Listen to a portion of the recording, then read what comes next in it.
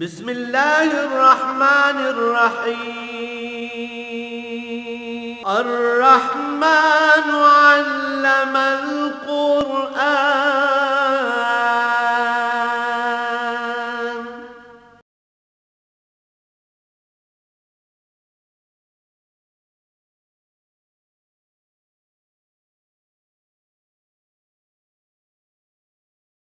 الحمد لله رب العالمين والصلاة والسلام على حبيبه محمد وآله وصحبه أجمعين.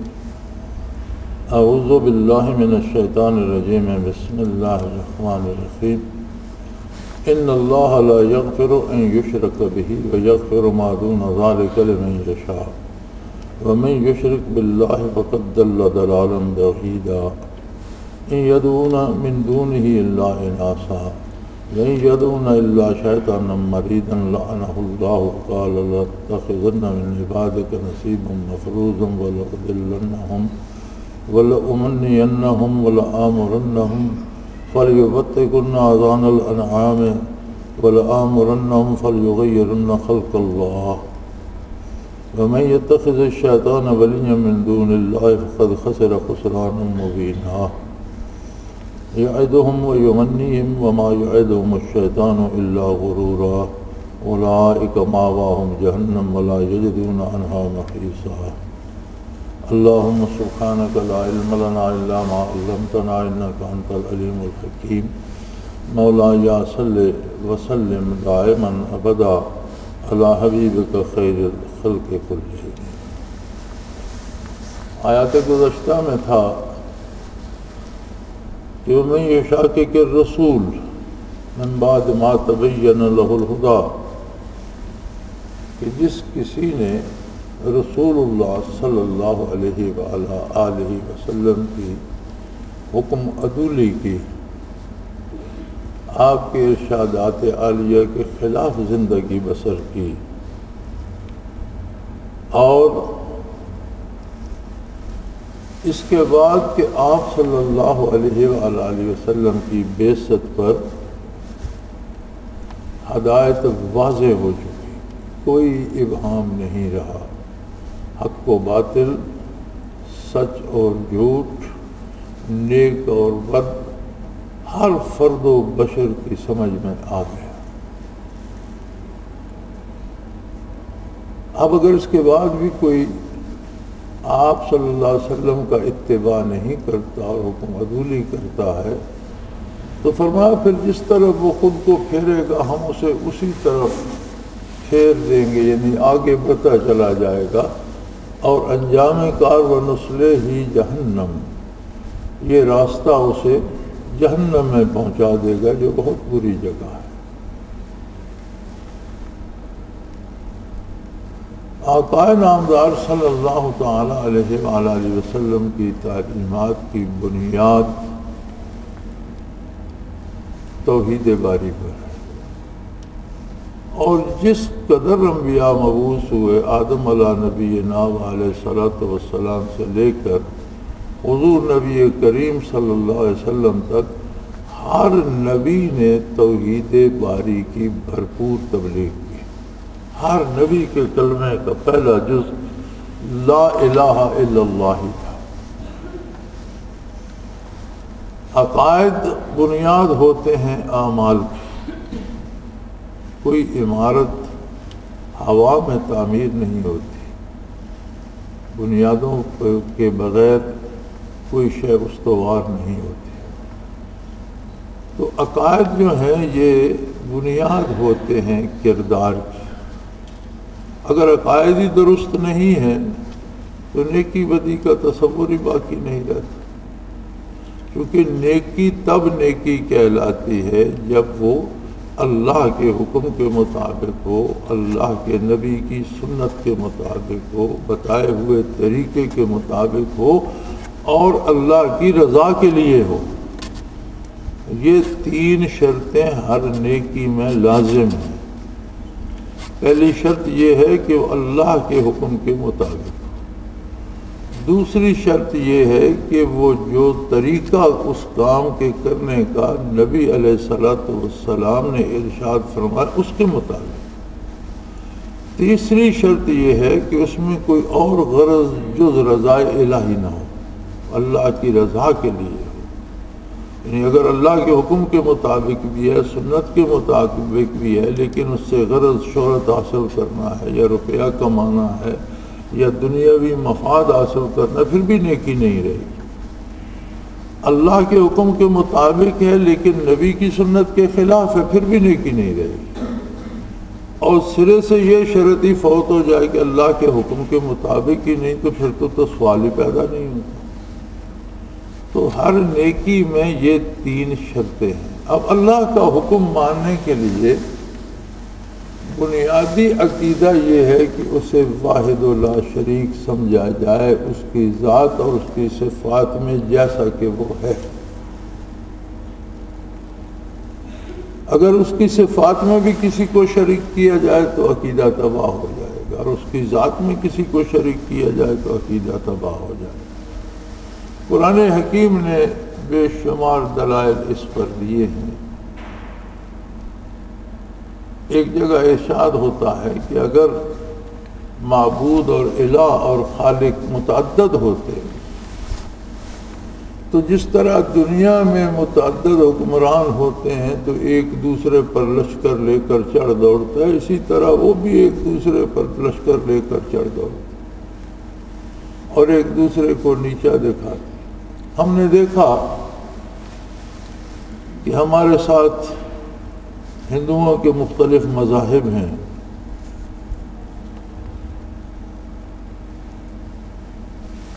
ان میں خدائی اوصاف انہوں نے دیوی اور دیوتاؤں کو دے رکھے ہیں۔ یہ دولت کی دیوی ہے، یہ اولاد دینے والی دیوی ہے، یہ صحت دینے کا دیوتا ہے، یہ لڑائی کا ہے، یہ زراعت کا ہے، یہ کھیتی کا ہے۔ اب ان کے مذہبی جو افکار ہیں ان کا اگر مطالعہ کیا جائے، بلکہ اب تو وہ ٹیلی ویژن پہ بھی دکھاتے ہیں، تو دیکھا جائے تو ان دیوتاؤں میں باقاعدہ جنگیں وہ دکھاتے ہیں، لڑائیاں دکھاتے ہیں۔ ایک دوسرے کی بیوی چھین کر بھاگ گیا، اس دوسرے نے اس کے احکام میں روڑا اٹکا دیا، اس نے اس کو مارا، اس نے اس کو پیٹا۔ تو اگر وہ لوگ خود انہی ضروریات میں مبتلا ہیں جو بندے کی ہیں، کہ اس کا نقصان ہو جاتا ہے، اسے تکلیف ہوتی ہے، اس کے امور سر انجام نہیں پاتے، تو وہ خود انہی تکالیف میں مبتلا ہیں، تو بندے کی مدد کیا کرے؟ بیمار کسی دوسرے بیمار کو کون سی دوا دے گا؟ دونوں ڈاکٹر کے محتاج ہیں۔ تو جس ہستی کو بھی محتاج مانا جائے اسے الہ مانا نہیں جا سکتا۔ الہ ہونے کے لیے بنیاد یہ ہے کہ معبود صرف وہ ہے جو کسی کام میں کسی دوسرے کا محتاج نہیں، مخلوق سے بے نیاز ہے۔ معبود وہ ہے جو ہر ذرے، ہر فرد، ہر ذات کے ہر حال سے ہر وقت واقف ہے۔ معبود وہ ہے جو ہر ذات، ہر ذرے کا ہر کام ہر وقت اپنی طاقت سے کر سکتا ہے، کسی کا محتاج نہیں۔ اور اگر معبود کی ذات یا صفات میں کسی کو شریک کر لیا تو فرمایا باقی امور کے فیصلے تو میدان حشر میں ہوں گے، گناہوں کے فیصلے تو حشر میں ہوں گے۔ وہ کریم ہے، چاہے کسی کو معاف کر دے، بڑے سے بڑا جرم معاف کر دے، وہ کریم بھی ہے، قادر بھی ہے۔ چھوٹی خطا پہ گرفت کر لے، وہ قادر ہے، وہ کریم ہے، اس کے اپنے بندے ہیں۔ ابراہیم علیہ السلام نے عرض کیا تھا بار الہ تو بخش دے تو تیری رحمت بہت وسیع ہے، اور نہ بخشے تو مخلوق تیری اپنی ہے، کسی کو لب کشائی کا یارہ نہیں۔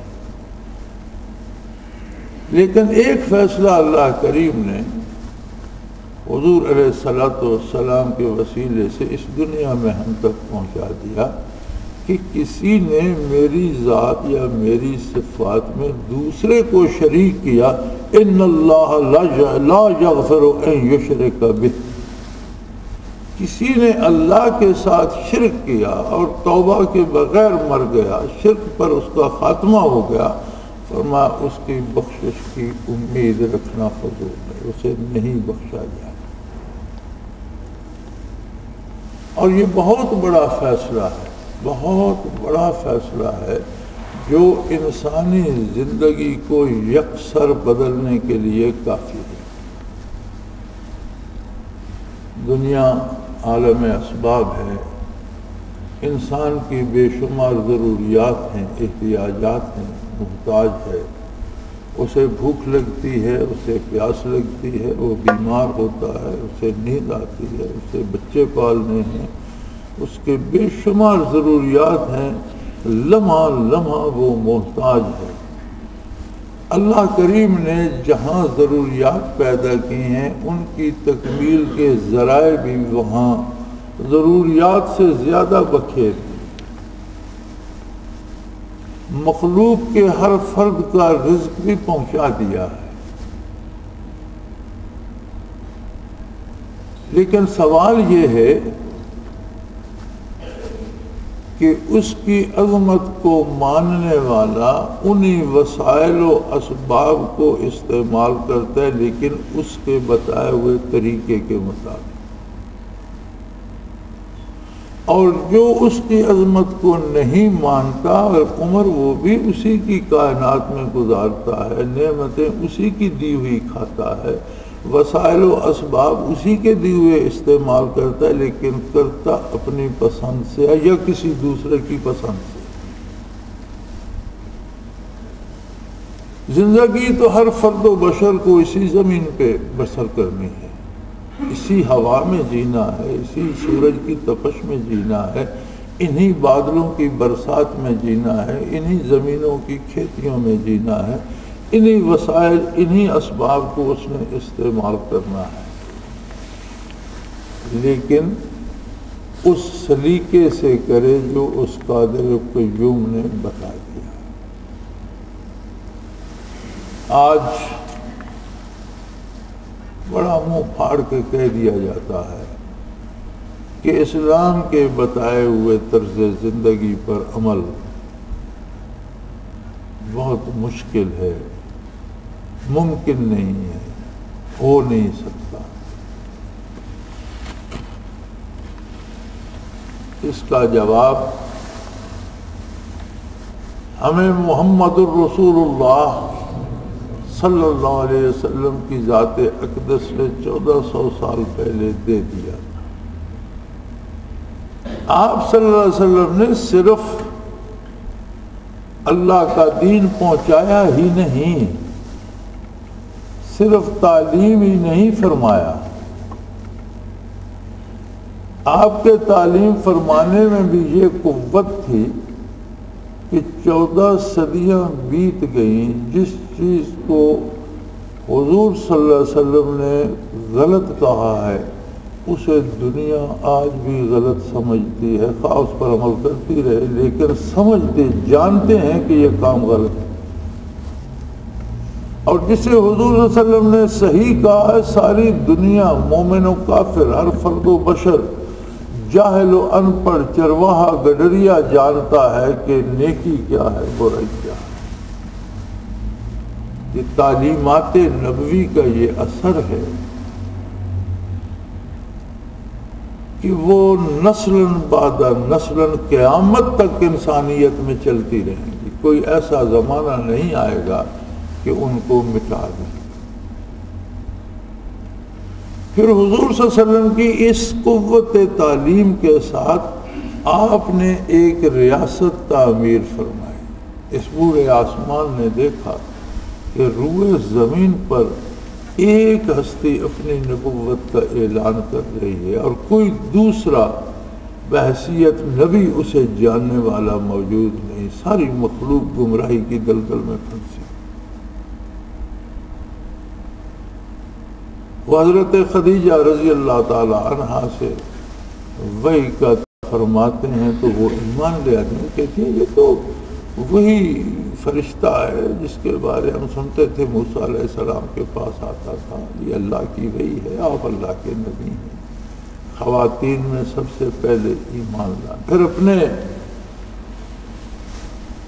سب سے عزیز دوست سیدنا ابو بکر صدیق رضی اللہ عنہ سے تذکرہ فرمایا، وہ بھی ایمان لیا، یعنی 1 سے 3 ہو جاتے، مردوں میں ابو بکر صدیق، خواتین میں خدیجہ الکبریٰ رضی اللہ تعالی عنہ، اور بچوں میں حضرت علی کرم اللہ وجہ الکریم کو یہ سعادت نصیب ہوتی ہے۔ تو اس بوڑھے آسمان نے دیکھا کہ 1 بچہ، 1 بزرگ اور 1 خاتون ماننے والی، پھر اسی بوڑھے آسمان نے دیکھا کہ 23 برس نزول قرآن مکمل ہونے تک پورا جزیرہ نمائے عرب میں اسلامی ریاست ترتیب پا جاتا، ہر شعبہ اس میں بن جاتا ہے، حکومت کے سارے محکمے بن جاتے ہیں، اور ایک فرد پوری زندگی اس روش پہ گزارتا ہے جو محمد الرسول نے عطا۔ جب دین مکمل ہوا اور حضور صلی اللہ علیہ وسلم نے دنیا سے پردہ فرمایا تو دن گن لیجئے، وصال نبوی کے 23 برس بعد ہم دیکھتے ہیں کہ یہ ریاست جزیرہ نمائے عرب سے نکل کر ہسپانیہ تک، چین تک، سائبیریا تک اور افریقہ تک پھیل جاتی، اور اس ساری اتنی بڑی ریاست کا حکمران مسجد نبوی کا امام اور خطیب ہوتا، اور معلوم دنیا کے 3 حصوں پہ جو ریاست بنتی ہے اس کے سارے قوانین وہ ہے جو محمد الرسول نے تعلیم فرمایا۔ تو اگر ہم دنیاوی اعتبار سے بھی دیکھیں تو ایک ایسا فلسفہ حیات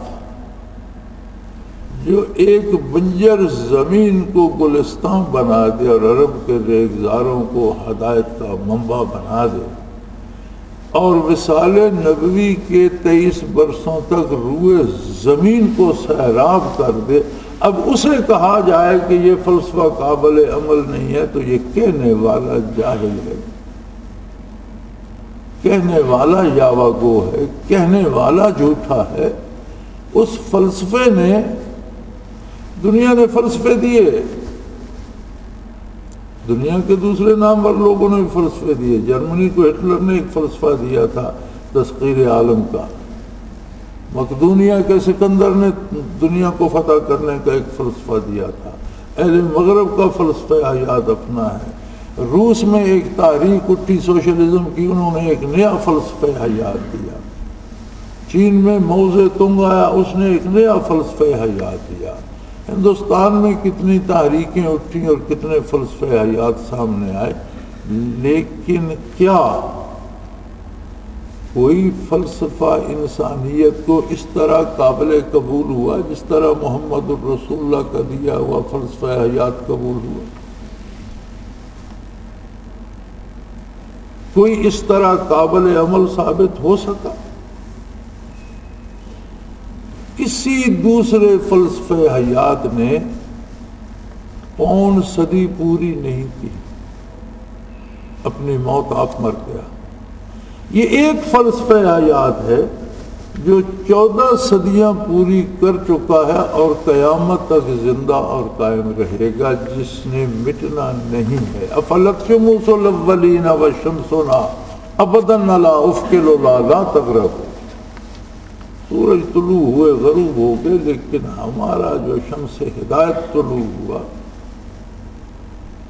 جو روشنی محمد الرسول نے عطا کی صلی اللہ علیہ وسلم، وہ سورج طلوع تو ہوا، دنیا کو اس نے چمکا دیا، لیکن وہ کبھی غروب نہیں ہوا، ہمیشہ ہمیشہ قائم ہے۔ اس سارے فلسفہ حیات کی جو ہمارے پیارے حبیب صلی اللہ علیہ وسلم نے دیا، بنیاد یہ بات ہے کہ اللہ واحد و لا شریک ہے، اپنی ذات میں بھی اور اپنی صفات میں بھی۔ کوئی اس کا ہمسر نہیں، کوئی ثانی نہیں، کوئی شریک نہیں، اور کوئی دوسری ایسی ہستی نہیں جس کی اطاعت اس طرح کی جائے جس طرح اللہ کی جاتی ہے۔ یہی اطاعت ہی عبادت،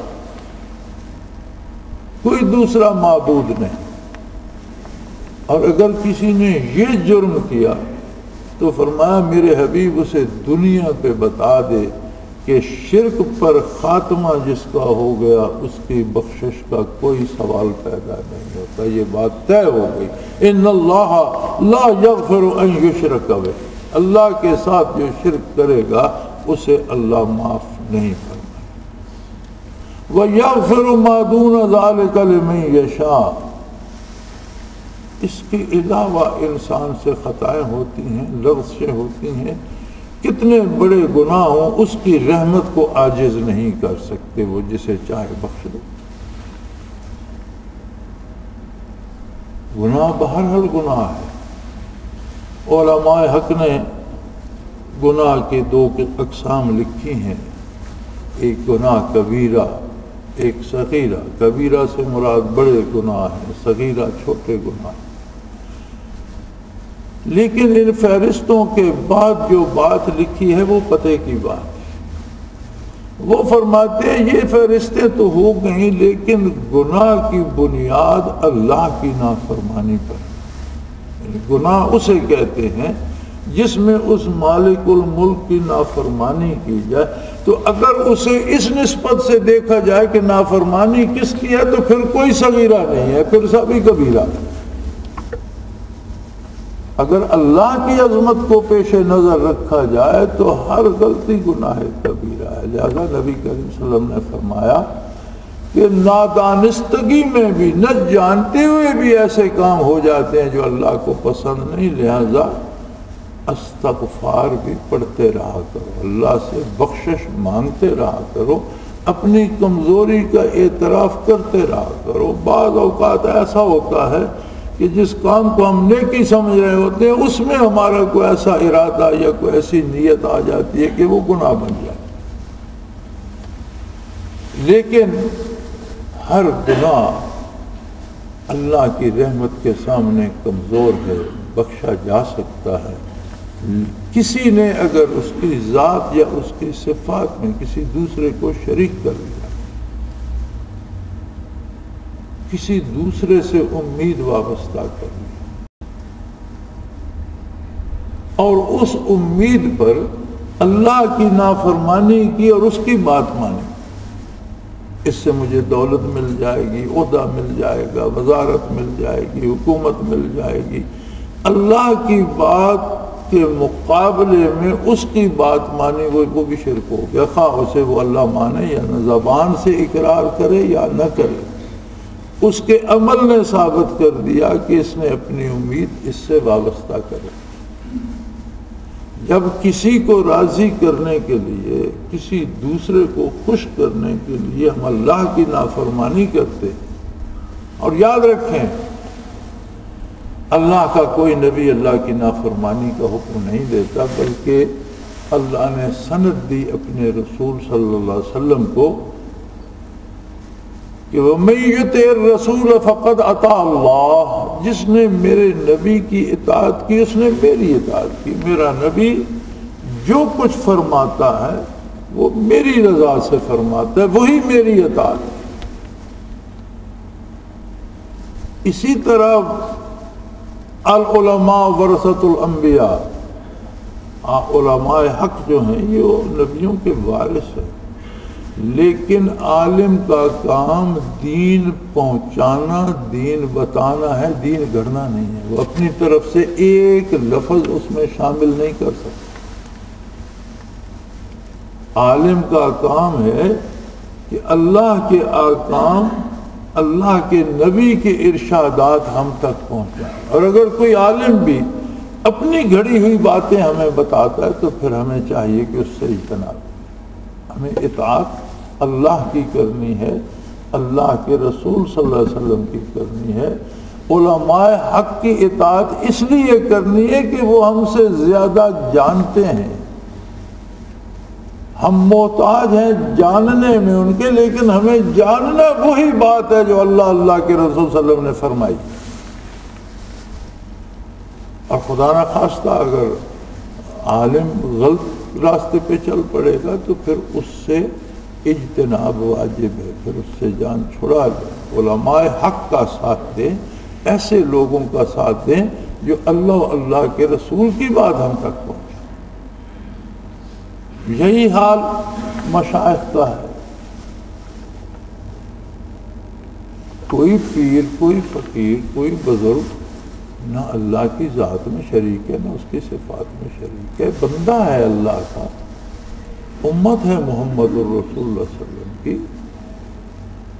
اگر اسے کوئی فوقیت ہے تو اطاعت پیغمبر میں فوقیت ہے، وہ ہم سے زیادہ اطاعت کرتا ہے، یا ہم سے زیادہ کیفیات کا حامل ہے، یا ہم سے زیادہ علم رکھتا ہے، یا ہم سے زیادہ برکات کا حامل ہے. تو اگر اس کے ذریعے ہم تک برکات نبوی پہنچتی ہیں، اگر ہمارے باطن کی اصلاح ہوتی ہے، ہمارے دل سے شرک مٹتا ہے، توحید آتی ہے، ہمارے دل سے اللہ کی اطاعت کا جذبہ ابھرتا ہے اور اللہ کی نافرمانی کا ڈر آتا ہے، تو پھر ایسے بندے سے چمٹ جاؤ. کیوں نہیں مرتے کہ یا بھی خاک ہوش ہو، اسیر حلقہ فترہ کے ہوش ہو. اگر ایسا کوئی بندہ ملے تو چمٹ جاؤ اس سے، پھر زندگی بسر کر دو، پھر اس کا دامن نہ چھوڑ. لیکن مکن باصوفیان خام یاری کہ با خامانہ باشی خام کاری. تصوف کا دعویٰ رکھتے ہوں اور جانتے نہ ہوں، ایسے لوگوں کے قریب بھی مت جا، ورنہ ان سے مل کر تو بھی غلط کاموں میں پڑ جائے گا، غلط رسومات کا شکار ہو جائے گا، بدعات کا شکار ہو جائے گا. مکن باصوفیان خام یاری کہ با خامانہ باشی خام کاری. بخامی میوہ از باغت چنیدہ نہ مانت تا بمانت تا قیامت نہ رسیدہ. اور اگر تیرے دل کے باغ سے اپنی خام علم کی بنیاد پر انہوں نے کچھ پھل توڑ لیے تو جو پھل ٹوٹ جاتا ہے پھر وہ قیامت تک پکتا نہیں ہے. نارسیدہ پھل یا کچا پھل توڑ لیا جائے تو پھر وہ قیامت تک پکتا نہیں ہے، پھر تو تباہ ہو جائے گا. اس لیے اس معاملے میں بھی بڑی احتیاط ہے. اور شیخ کی پہچان بھی یہ ہے، علماء ظواہر کی پہچان یہ ہے کہ وہ حق بتائیں، اور مشائخ کی پہچان یہ ہے کہ دل میں اطاعت الہی کا جذبہ پیدا ہو اور گناہ سے ڈر لگنے لگے. یخرجہم من الظلمات الی النور. زندگی کا سفر تاریکیوں سے روشنی کی طرف شروع ہو جائے. آلات میں، عادات میں، اقدار میں، اطوار میں، سوچ میں، فکر میں بہتری آنے لگ جائے تو یہ تو مقصود ہے. اور اس بندے کا اپنا کچھ بھی نہیں، وہ بھی اس بارگاہ کا ایک خادم ہے، ایک چوکیدار ہے، ایک چپڑاسی ہے، ایک ہرکارہ ہے.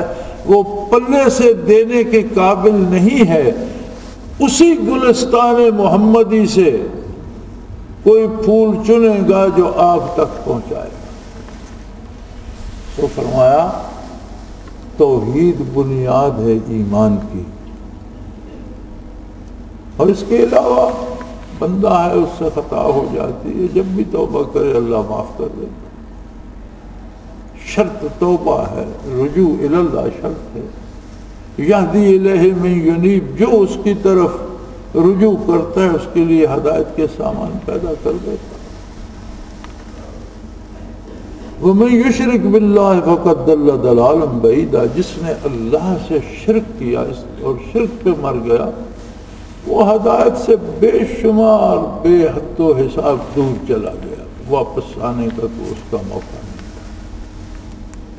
إِن يَدْعُونَ مِن دُونِهِ إِلَّا إِنَاثًا. ہمارا ان بے وقوفوں کو دیکھو، زندگی میں یہ مؤنث کو بیکار سمجھتے ہیں. کمزور سمجھتے ہیں.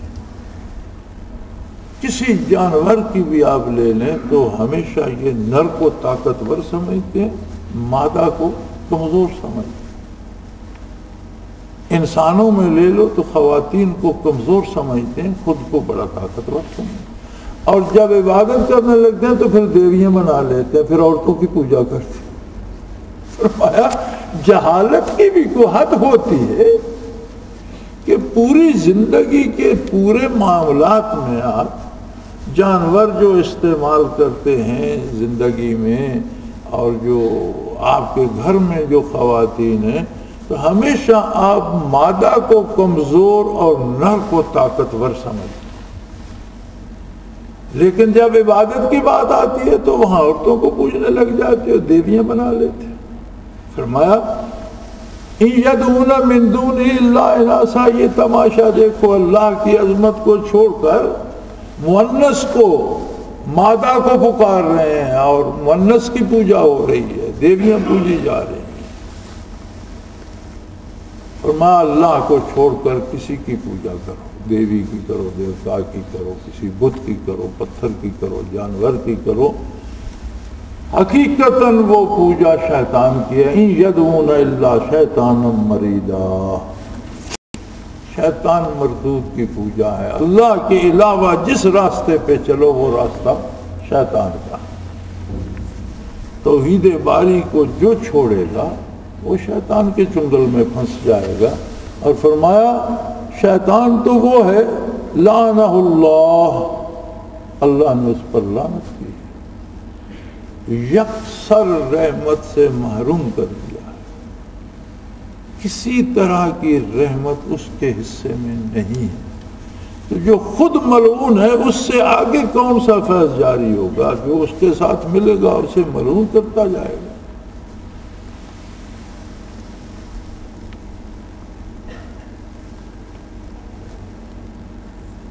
اور فرمایا جب یہ ملعون اور مردود ہوا تھا تو اس نے یہ دعویٰ کیا تھا وَقَالَ لَأَتَّخِذَنَّ مِنْ عِبَادِكَ نَصِيبًا مَفْرُوضًا, اس نے کہا اللہ مجھے تو نے رد کر دیا, لیکن یہ جو مخلوق آدمی نام کی تو نے بنائی ہے, انسان نام کی بنائی, میں اس سے اپنا حصہ لے لوں گا, اس میں سے بہت سو کو میں اپنے ساتھ ملا لوں گا, اور میں یہ طریقہ کروں گا وَلَأُضِلَّنَّهُمْ, میں انہیں گمراہ کر دوں گا تیری توحید سے, تیری عظمت سے ناآشنا کر دوں گا, دوسروں کے دروازوں پر ان کی وَلَأُمَنِّيَنَّهُمْ, میں ان کو لالچ دلاؤں گا, ہوس دلاؤں گا, امیدیں دلاؤں گا جھوٹی. وہ تیری اطاعت چھوڑ دیں گے, ان جھوٹے سہاروں پر تیرے علاوہ دوسروں کی اطاعت کریں گے. وَلَآمُرَنَّهُمْ, میں انہیں اپنی باتیں سکھاؤں گا. وَلَيُبَتِّكُنَّ آذَانَ الْأَنْعَامِ, وہ برکت حاصل کرنے کے لیے چوپاؤں کے کان کاٹا کریں گے. سمجھیں گے کہ اگر یہ کان کاٹ دیا جائے تو یہ مرے گا نہیں, یہاں داغ لگا دیا جائے تو اس سے نسل زیادہ بڑھے گی. میں انہیں عجیب عجیب اوہام میں مبتلا کر دوں گا. اور جانوروں کی بات تو بار الہ چھوڑ, وَلَآمُرَنَّهُمْ فَلَيُغَيِّرُنَّ خَلْقَ اللَّهِ, میں انہیں ایسی باتیں سکھاؤں گا کہ وہ تیری تخلیق کو بدل دیں گے. مرد عورتوں کی طرح بننا شروع ہو جائیں گے اور عورتیں مردوں کی طرح نظر آنا شروع ہو جائیں گے. یغیرن خلق اللہ, اللہ کی تخلیق کو بدل دیں گے. مرد عورتوں جیسے حلیے بنا لیں گے, عورتیں مردوں جیسے حلیے بنا لیں گی, تخلیق باری کو بدل دیں گے. تو نے جسے مرد پیدا کیا ہے وہ کوشش کرے گا کہ میں عورتوں کی طرح نظر آؤں, اور تو نے جسے خاتون پیدا کیا ہے تیری نافرمانی کر کے وہ کوشش کرے گی میں مردوں کی طرح نظر آؤں. ذرا اس قرآن کے اس مبارک جملے پہ غور فرمائیے اور آج کی دنیا کو دیکھیے.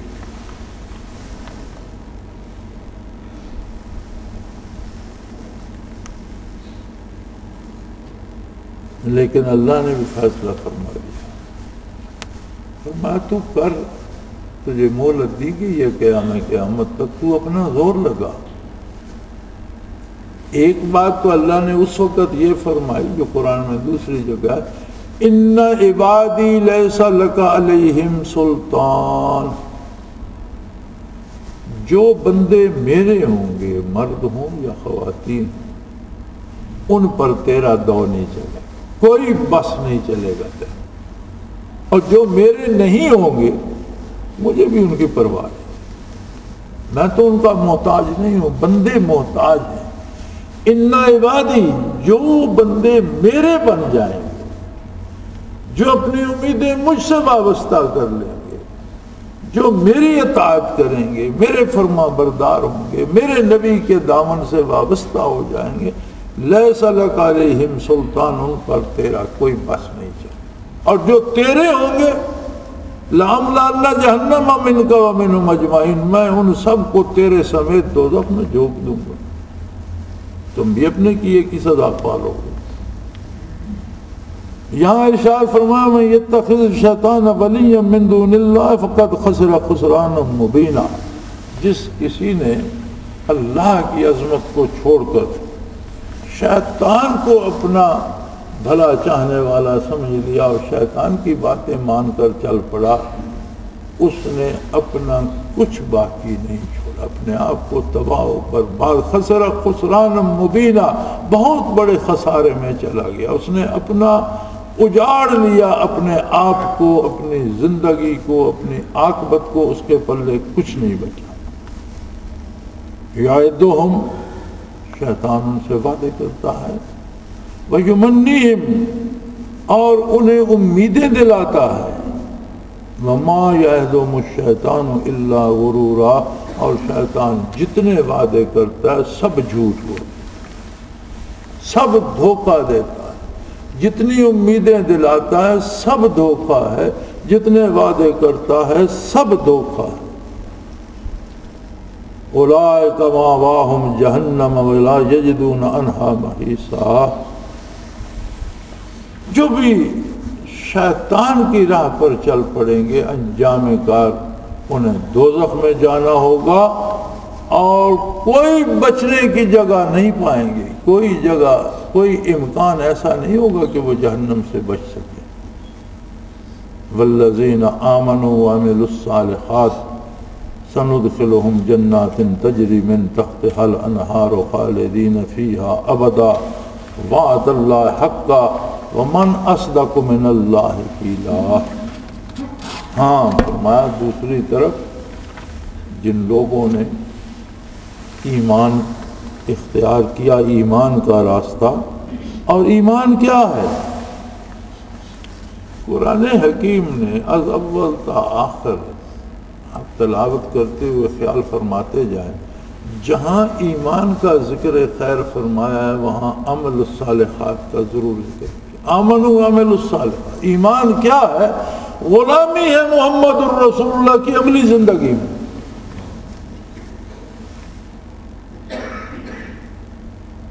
میں ایک شخص سے کہتا ہوں یہ گلاس مجھے پکڑا دے، کہتا ہے جی سن لیا میں پکڑا دیتا، نہیں پکڑاتا۔ شیطان مردود کی پوجا ہے، اللہ کے علاوہ جس راستے پہ چلو وہ راستہ شیطان کا۔ توحید باری کو جو چھوڑے گا وہ شیطان کے چنگل میں پھنس جائے گا، اور فرمایا شیطان تو وہ ہے لعنہ اللہ، اللہ نے اس پر لعنت کی، یکسر رحمت سے محروم کر دیا ہے، کسی طرح کی رحمت اس کے حصے میں نہیں ہے۔ تو جو خود ملعون ہے اس سے آگے کون سا فیض جاری ہوگا؟ جو اس کے ساتھ ملے گا اسے ملعون کرتا جائے گا۔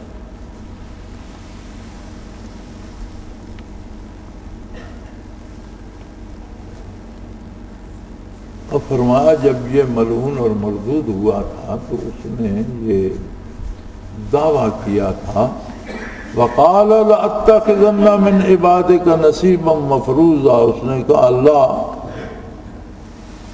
مجھے تو نے رد کر دیا، لیکن یہ جو مخلوق آدمی نام کی تو نے بنائی ہے، انسان نام کی میں اس سے اپنا حصہ لے لوں گا، اس میں سے بہت سو کو میں اپنے ساتھ ملا لوں گا۔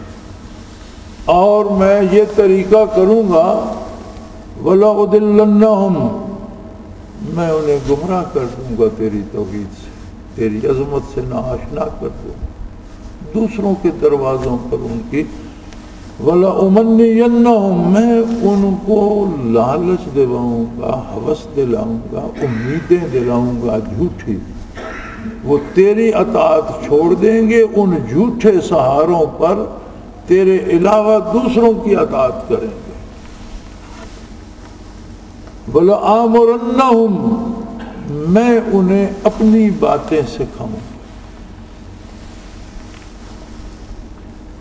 وَلَيُبَتِّكُنَّ آذَانَ الْأَنْعَامِ، وہ برکت حاصل کرنے کے لیے چوپاؤں کے کان کاٹا کریں گے، سمجھیں گے کہ اگر یہ کان کاٹ دیا جائے تو یہ مرے گا نہیں، یہاں داغ لگا دیا جائے تو اس سے نسل زیادہ بڑھے گی۔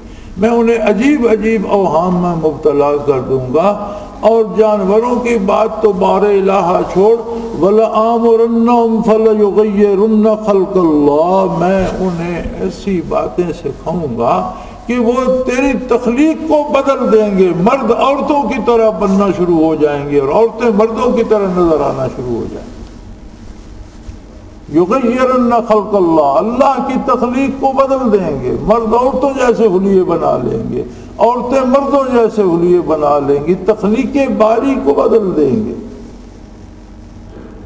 تو نے جسے مرد پیدا کیا ہے وہ کوشش کرے گا کہ میں عورتوں کی طرح نظر آؤں، اور تو نے جسے خاتون پیدا کیا ہے تیری نافرمانی کر کے وہ کوشش کرے گی میں مردوں کی طرح نظر آؤں۔ ذرا اس قرآن کے اس مبارک جملے پہ غور فرمائیے اور آج کی دنیا کو دیکھیے۔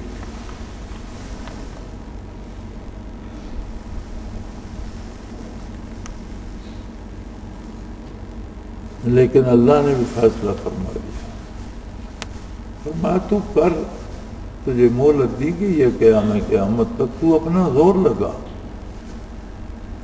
ایک بات تو اللہ نے اس وقت یہ فرمائی جو قرآن میں دوسری جگہ ہے، ان عبادی لیس لک علیہم سلطان،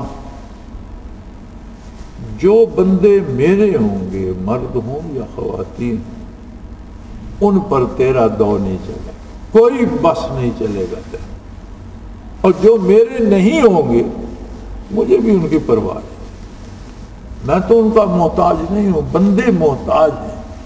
ان عبادی، جو بندے میرے بن جائیں گے، جو اپنی امیدیں مجھ سے وابستہ کر لیں گے، جو میری اطاعت کریں گے، میرے فرما بردار ہوں گے، میرے نبی کے دامن سے وابستہ ہو جائیں گے، لیس لک علیہم سلطان، ان پر تیرا کوئی بس نہیں چلے، اور جو تیرے ہوں گے لَأَمْلَأَنَّ جَهَنَّمَ مِنْكَ وَمِنْهُمْ أَجْمَعِينَ، میں ان سب کو تیرے سمیت دوزخ میں جھونک دوں گا، تم بھی اپنے کیے کی سزا پالو گے۔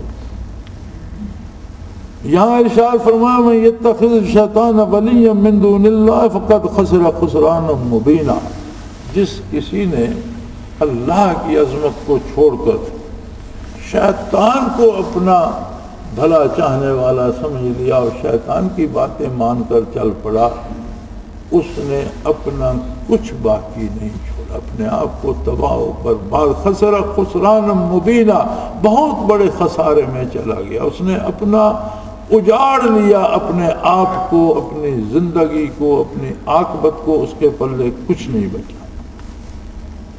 یعدہم، شیطان ان سے وعدے کرتا ہے، وَيُمَنِّهِمْ، اور انہیں امیدیں دلاتا ہے، وَمَا يَعِدُهُمُ الشَّيْطَانُ إِلَّا غُرُورًا، اور شیطان جتنے وعدے کرتا ہے سب جھوٹ ہوتے، سب دھوکہ دیتا ہے، جتنی امیدیں دلاتا ہے سب دھوکہ ہے، جتنے وعدے کرتا ہے سب دھوکہ ہے۔ اولئک مأواہم جہنم ولا یجدون عنہا محیصا، جو بھی شیطان کی راہ پر چل پڑیں گے انجام کار انہیں دوزخ میں جانا ہوگا، اور کوئی بچنے کی جگہ نہیں پائیں گے، کوئی جگہ، کوئی امکان ایسا نہیں ہوگا کہ وہ جہنم سے بچ سکے۔ والذین آمنوا وعملوا الصالحات، سندخلهم جنات تجری من تحتها الانہار خالدین فیہا ابدا وعد اللہ حقا ومن اصدق من اللہ قیلا۔ ہاں فرمایا دوسری طرف جن لوگوں نے ایمان اختیار کیا، ایمان کا راستہ، اور ایمان کیا ہے؟ قرآن حکیم نے از اول تا آخر آپ تلاوت کرتے ہوئے خیال فرماتے جائیں، جہاں ایمان کا ذکر خیر فرمایا ہے وہاں عمل الصالحات کا ضرور ذکر کیا۔ آمنوا عمل الصالحات، ایمان کیا ہے؟ غلامی ہے محمد الرسول اللہ کی عملی زندگی میں۔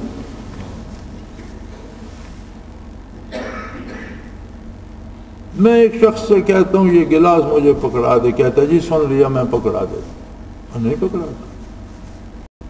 پھر کہتا ہوں یار یہ گلاس مجھے، کہتا ہے جی بالکل میں آپ کی حکم کی اطاعت، پکڑاتا نہیں۔ تو فرمائیے کیا اس نے بات مانی؟ زبانی تو کہتا رہا جی میں آپ کا خادم ہوں، میں آپ کا نوکر ہوں، میں ابھی آپ کو دیتا ہوں، لیکن دیا نہیں۔ فرمایا ایک بندہ ایمان کا دعویٰ کرتا ہے میرے نبی کی اطاعت نہیں کرتا تو اس نے کیا ایمان لایا؟ وہ جھوٹ بول رہا ہے۔ ایمان نام ہی اطاعت کا ہے۔ آمنوا وعملوا الصالحات، جس نے ایمان جسے نصیب ہوا اور جس کی عملی زندگی بدل گئی اور اس نے حضور کی غلامی کے لیے اپنی بھرپور کوشش کی، خطا ہو جائے میں معاف کرنے والا ہوں، غفور بھی ہوں، رحیم بھی ہوں، رحم کرنے والا ہوں، معاف کرنے والا ہوں۔ کوئی کام وہ نہیں کر سکا اس کے بارے میں پوچھوں ہی گا نہیں۔ لا یکلف اللہ نفسا الا وسعہا، جو وہ نہیں کر سکتا میں اس کے بارے پوچھوں گا نہیں، میں نے اسے اس کام کے کرنے کی طاقت نہیں دی، اس کا سوال ہی نہیں کروں۔ قیام فرض ہے نماز میں، ایک شخص کھڑا نہیں ہو سکتا، بھلا فرض چھوڑنے سے نماز ہوتی ہے لیکن وہ کھڑے نہیں ہو سکتا، اس کے لیے فرض نہیں ہے، وہ بیٹھ کے پڑھے، بیٹھ نہیں سکتا لیٹ کے اشارے سے پڑھے، اس کے لیے فرض نہیں ہے جو معذور ہے۔ جو کھڑا ہو سکتا ہے اس کے لیے قیام فرض ہے۔ جو کام اس کے بس سے باہر ہوگا وہ تو میں پوچھوں گا نہیں، لیکن جو اس کے بس میں ہے وہ کرے اور میرے نبی کے حکم کے خلاف کرے تو پھر تو اسے پوچھا جائے گا۔ پھر تو انصاف کا تقاضا یہ ہے کہ اسے پوچھا جائے۔ ہاں جس نے خلوص نیت سے میرے نبی کے اتباع کی بھرپور کوشش کی، میں اسے ان باغوں میں داخل کروں گا جن کی طلب پر نہریں چلتی،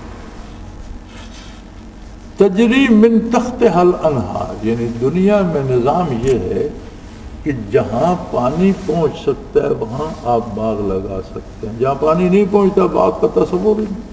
فرمایا جنت کے باغوں کی خصوصیت یہ ہے کہ جہاں باغ ہے پانی کو وہاں پانی اس کے تابع ہے، باغ اس کے تابع نہیں ہے۔ یہاں تو باغ پانی کے تابع ہے کہ پانی پہنچے تو باغ لگ سکتا ہے۔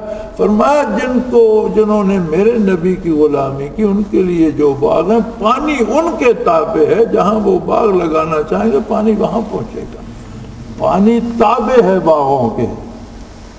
اور مزے کی بات یہ ہے کہ خالدین فیہا، جنت میں داخلہ ہے، خروج نہیں ہے، پھر ہمیشہ ہمیشہ نہیں۔ وعد اللہ حق، اللہ کا وعدہ سچ ہے، یہ اللہ کا وعدہ ہے کہ تم میرے نبی سے وفا کر جاؤ، میری جنت تمہاری خاطر تمہارے لیے پیدا کی ہے۔ ومن اصدق من اللہ قیلا، اللہ سے بڑھ کر سچ کون بول سکتا ہے؟ کوئی ایسی ہستی کسی کا تصور ہے جو اللہ کا مقابلہ کر سکے؟ تو فرمایا اب تو تمہارے سامنے میدان کھلا ہے، انتخاب تمہارا ہے، چنتے تم ہو، اور یہی اختیار ہے تمہارا کہ تمہیں فیصلہ کرنا ہے، تمہیں اپنے نبی صلی اللہ علیہ وسلم کی اطاعت کرنا ہے یا پھر نعوذ باللہ من ذالک، یا پھر شیطان کے پیچھے جانا ہے، اللہ سے پناہ میں۔ تو میرے بھائی اسلام یہ ہے کہ اپنے ہر عمل کو جانچا جائے اور اپنی بھرپور کوشش کی جائے کہ زندگی کا ہر عمل حضور کی غلامی میں نصیب ہو۔ اللہ ہماری خطاؤں سے درگزر فرمائے اور اتباع کی اطاعت کی طاقت نصیب فرمائے۔ وآخر دعوانا ان الحمدللہ رب العالمین۔ اللہ اللہ اللہ اللہ اللہ اللہ اللہ اللہ۔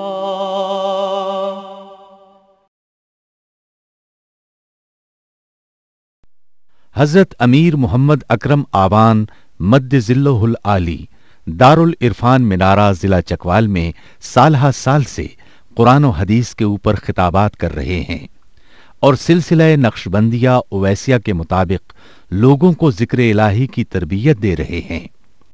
وہ قرآن پاک کی تفسیر ترتیب وار بیان کر رہے ہیں۔ تفسیر قرآن کو وہ موجودہ ملکی اور بین الاقوامی حالات کے مطابق بیان کرتے ہیں۔ موٹر وے سے کلر کہار کے انٹرچینج سے نکلتے ہوئے کلر کہار کی جھیل سے ہوتے ہوئے میانی، بوچھال اور نورپور سے گزرتے ہوئے دارالعرفان منارہ پہنچ سکتے ہیں۔